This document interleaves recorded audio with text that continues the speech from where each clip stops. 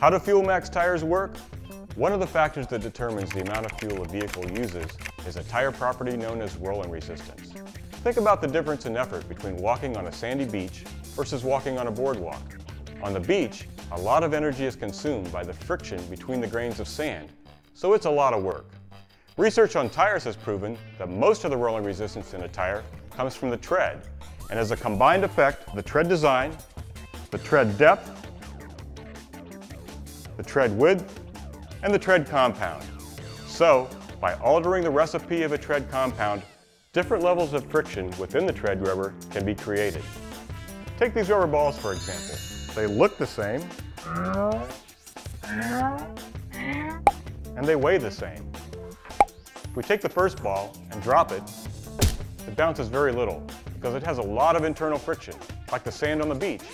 The second ball bounces higher because it has less internal friction.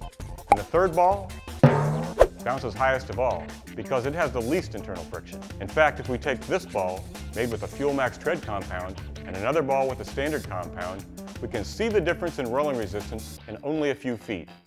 As before, each ball not only looks the same, but is the same weight and size.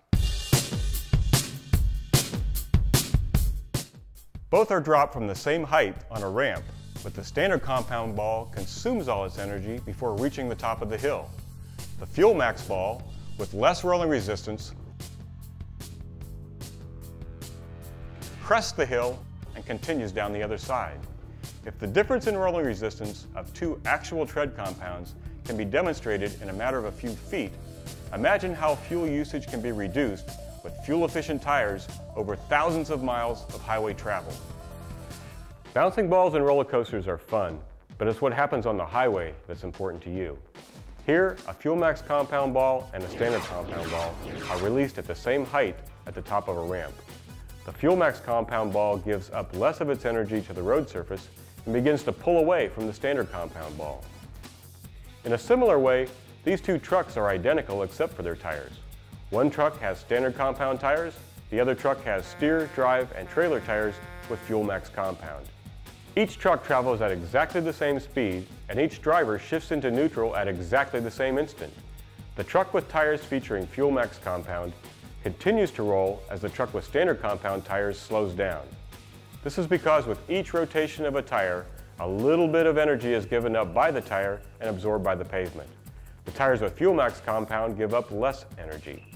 The result is lower rolling resistance.